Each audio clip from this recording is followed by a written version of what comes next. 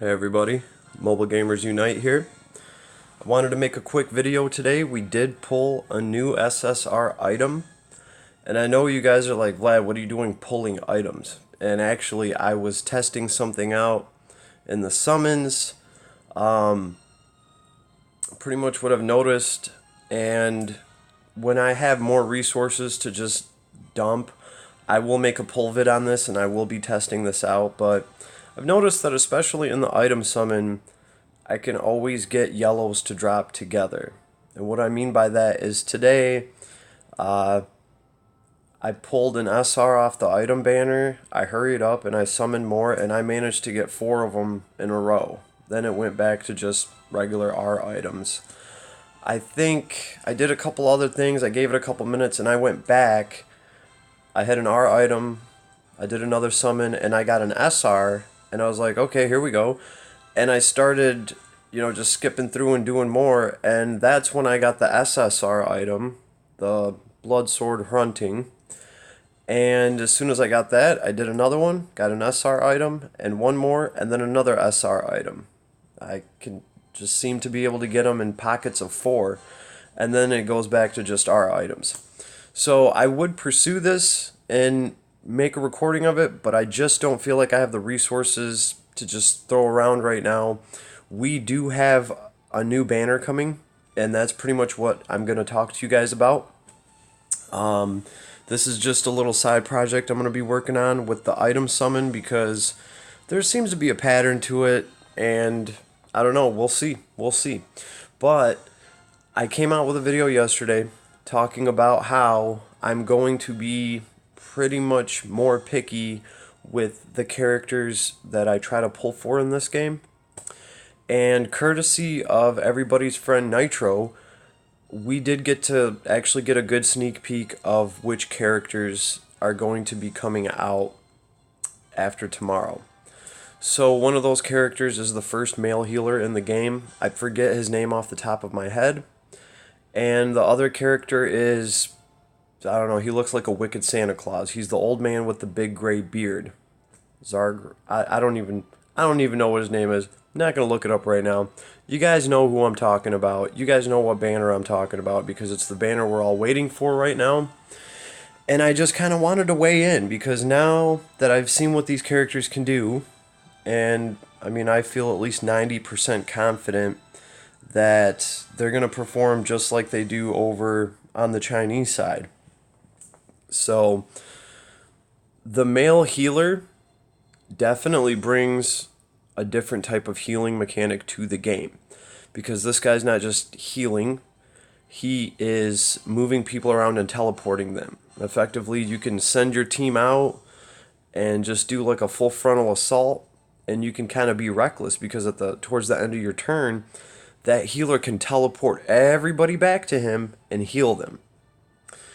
And he also is a martyr healer, and what I mean by that is he can kind of sacrifice himself, and depending on, what level he is, how many stars he is, I guess if he's at 6 star, you get a huge benefit to him dying because he gives everybody a giant buff, some healing, whatever it is. We'll look at it when we actually get it.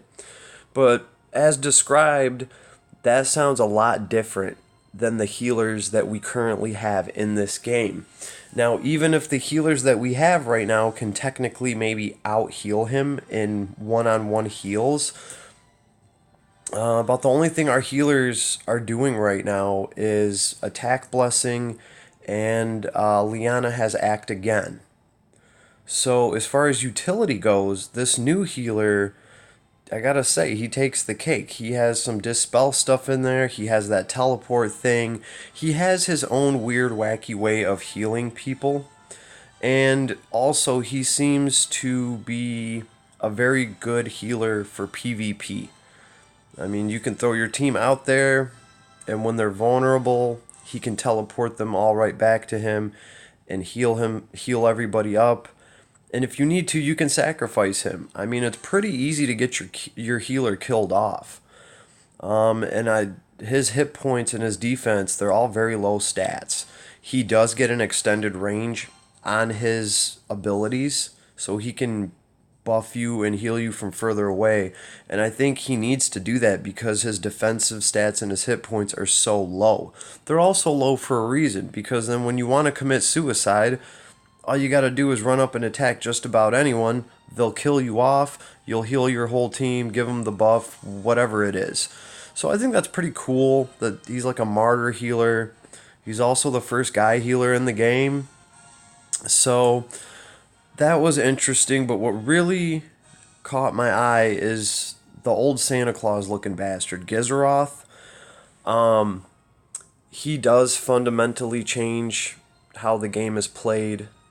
With him, you get some turn manipulation because I would have to say he's the first actual summoner that. I mean, we have other characters that can summon things, but this guy's summoning is on a different level. And I mean, in PvP, it's a big deal because you get an extra move on your turn because you effectively now have 6 pieces on the tabletop. Your opponent only has 5.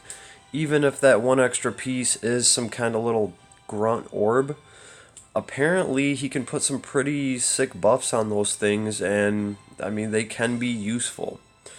The other thing about him is he is a faction buffer for a new faction. And actually, I think when I was clearing the bonds for Sigma and Lamba, one of them mentioned Gizaroth. I don't know if he's like their enemy or whatever, but kind of sounds like it. So they got some kind of little internal beef going. So that's pretty cool. I like that. Okay. But what's really important about him, and I think this is what he's going to do for most people, he's a faction buffer for a faction. I don't know who else is on it, but I know Basil is on it. Because first of all, the guy's Dark Reincarnate with Basil, and he's also his own special faction. And Basil goes to that faction too. So apparently what I'm saying is this guy can fusion buff Basil. Now, I don't know what his fusion power does. The videos that I've watched, they went over the characters, but nobody actually translated what the fusion power does. I'm sure it's not anything terrible, though. But what's important about that is there are a lot of people that already have a Basil that they're very invested in. There's Basils out there at 7,400 power. Alright, and there's plenty of Basils over 6k. Mine's even there.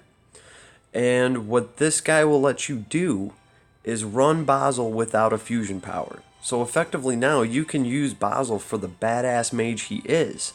You could even, I mean, mine has the ice rune set on him right now, just to give him more magic defense, and I like how he can freeze people. But if you're running this Gizaroth guy and you have your Basil, you can turn him into a clock mage, and he'd be a very nasty clock mage because he has 2 very badass AoE moves that he can throw with a super high intelligence behind it because it's based off his magic defense. It's easy to stack up. The point is if you put clock on Basil now and you're running him with this guy and he's fusion buffing Basil, depending on, as long as that fusion power isn't absolute dirt, which is pretty much what I need to confirm, Basil can be very nasty because everybody already has a powerful Basil. And now your Basil can take 2 AoEs into battle, plus silence, or you can have him take fireball or whatever. You can put clock on him, and you can actually kind of start using him as somewhat of a Lana. And Basil is going to do more damage than Lana. He typically has a higher intelligence stat across the board. Lana does get a bonus to damage, but the real bonus Lana gets is she gets to throw her AoEs 1 block further. So you're not going to have that with Basil, but you're still going to have a Basil that can just throw AoEs back to back. And if clock procs, back to back to back with a bunch of debuffs all in there. So that's very interesting to me. These aren't some cookie cutter characters that they're coming out with. They do seem to have their own place in the game. They're not reskins of characters. They have their own different abilities. The old Santa Claus guy, other than summoning a bunch of little summons and stuff like that, he also does some AoEs, but I don't think he has anything special. I think just his fusion and the fact that he summons these little orbs and they're actually effective summons, I think that's kind of his niche. And that is unique. Nobody else does that. Basil can summon something. There's a couple other mages that can summon some minor summons. But pretty much the only time those actually get used is to aggro something, to trigger a boss to come down and use his most powerful attack on some worthless little mob. So, I mean, that's the extent that I've seen summons used so far because realistically, they're not really that powerful. So, he can kind of change that. He can give us summons that are more powerful, and it'll be interesting to see what you can do with him, and especially with Basil. So that's how I feel about this. I'm really going to be checking them out, but I might try to pull the old man just because he is a fusion buffer. If I get that healer along the way, I don't know if I'm going to put much stock into him, truth be told, because it seems like you would kind of want to use him in PvP. That's just the way I see it. I don't know. And some of this is subject to change, but I don't think it will because I mean, we got a pretty good look at what these characters do. I even saw some of their animations. I watched the healer, teleport his team back to him and heal all of them. And if you guys haven't seen these videos, Nitro has them on his channel. I think he has 2 of them up. And he does actually show some animations and he does translate, I didn't hear him go through the fusion power for the old man, but who knows? We'll find out when that gets here. But they're exciting characters. They look cool. They definitely change the game. It's going to be fun to play with them. It's going to be fun to play against them. So that is my word on the characters that are coming out. And I'm going to save whatever tickets I got. We'll try our luck.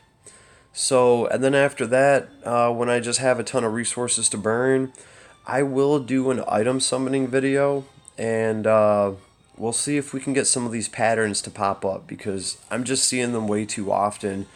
And like I said, that's how I just pulled this sword. Actually, I pulled something else too, but it was kind of minor. So that's where your boy's at, just kind of bored, doing item pulls, because there's nothing else to pull on right now. So, but I'll be a good boy, I'll put my tickets away, and I'll wait a whole effing day. And I guess I will see you guys there, and we will discuss these new characters when they actually come out. Hopefully nothing gets changed, but like I said, as far as I've seen, we're pretty much just getting the exact same copy as the Chinese server. So that's kind of cool because we can look over there and we can know what's coming. They haven't really nerfed anything yet. And if I'm mistaken on that, somebody please correct me. If they've changed anything from the Chinese side over to global so far, if they've nerfed anything, even if they've powered something up that you know about, please let me know because I would really like to know about it. Because as far as I know right now, there's been no changes made whatsoever. Alright, so Mobile Gamers Unite, that's what we got to look forward to. I'll be coming at you guys with some content pretty soon. And everybody have an awesome night. Peace.